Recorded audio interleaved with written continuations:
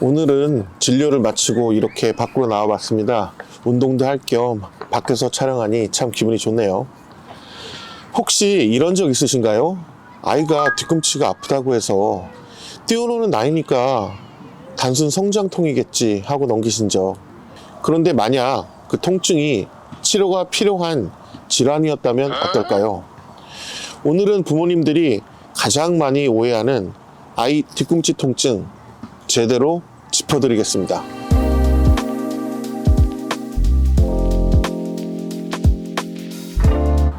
얼마 전에 12살 남자아이가 엄마 손을 잡고 왔습니다. 축구를 정말 좋아하는 아이였는데요.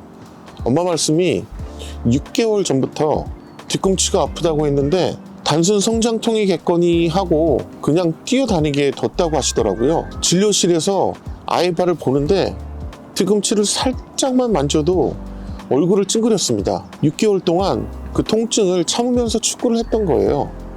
아이들은 생각보다 통증을 오래 참습니다. 특히 운동을 좋아하는 아이일수록 더 그렇습니다. 그래서 오늘 주제는 부모님이 꼭 알고 계셔야 합니다. 아이 뒤꿈치 통증의 가장 흔한 원인 severe disease, 즉 세보병이라는 이름 들어보셨나요? 이름은 좀 낯설지만 사실 성장기 아이에게 굉장히 흔하게 생기는 성장판 염증입니다. 이름에 병이 붙어 있지만 다행히도 무서운 병은 아닙니다. 주로 8세에서 13세 사이에 많이 나타나고 축구나 농구, 태권도처럼 많이 뛰는 아이들에게 특히 자주 옵니다. 그리고 통계적으로 여자아이보다는 남자아이에게 약 2배 더 많이 발생합니다. 왜 생기는지 설명해 드릴게요. 아이들은 뒤꿈치뼈는 아직 완전히 굳지 않았습니다. 뒤꿈치 뒤쪽에 말랑말랑한 성장판이 남아있는데요.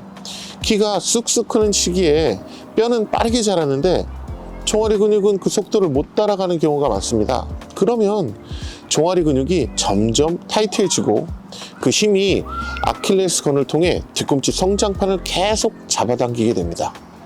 쉽게 말하면 성장판이 줄다리기를 계속 당하는 상태가 되는 겁니다.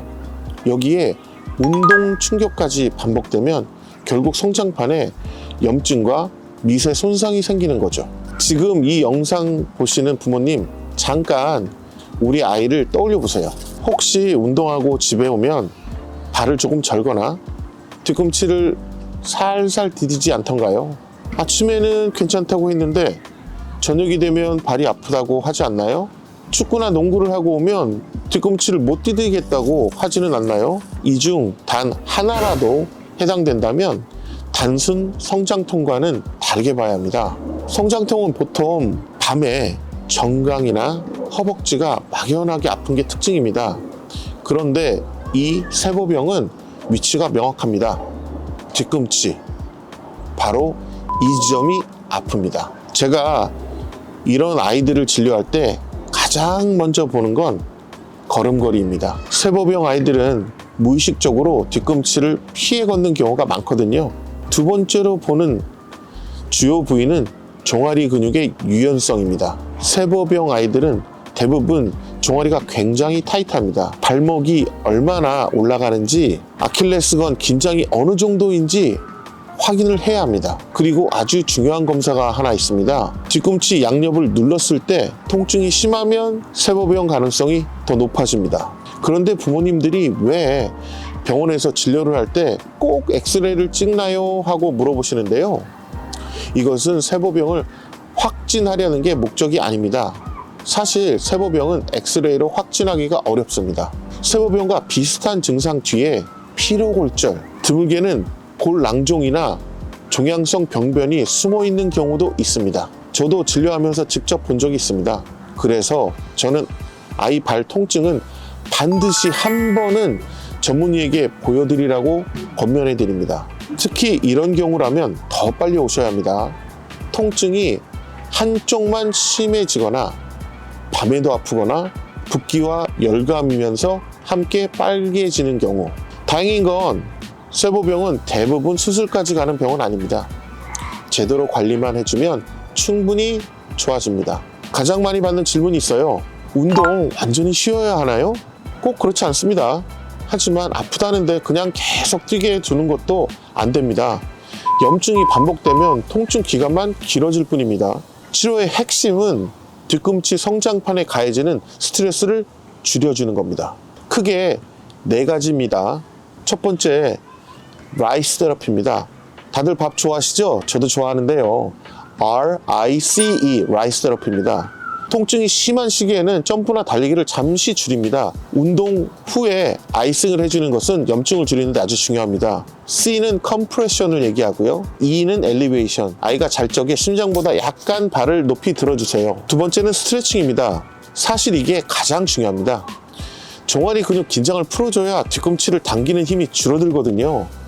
간단한 방법 하나 알려드릴게요.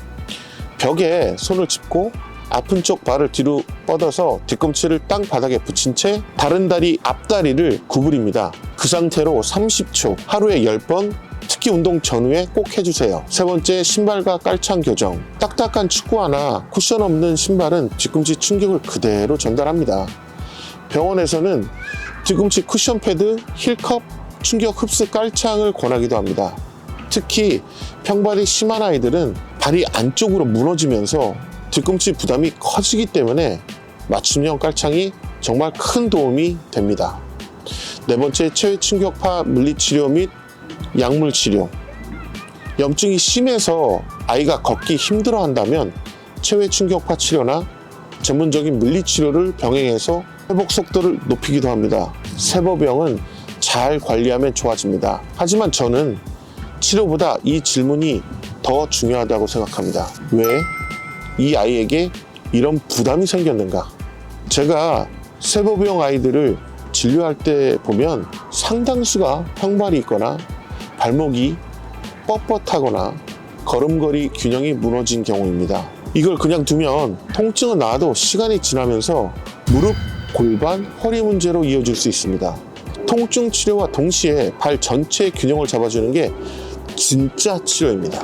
오늘 영상 보시고 우리 아이도 혹시 하는 생각이 드셨다면 겁먹으실 필요 없습니다. 하지만 아프면서 크는 거야 라고 넘기지만 마세요. 오늘 집에 가시면 딱 2가지만 해보세요. 아이 신발 뒤축이 한쪽만 유독 많이 닳지 않았는지 확인해 보시고 아이 뒤꿈치 양옆으로 살짝 눌렀을 때 아파하시는지 한번 확인해 보세요. 아이들은 아파도 말 못하는 경우가 많습니다. 그 대신 표현해 주는 것이 바로 발입니다. 부모님의 눈에 아이의 발이 먼저 보였으면 좋겠습니다. 다음 영상에서는 중장년층에 많이 발생하는 발바닥 지방 패드 위축에 대해서 이야기해 보겠습니다. 감사합니다.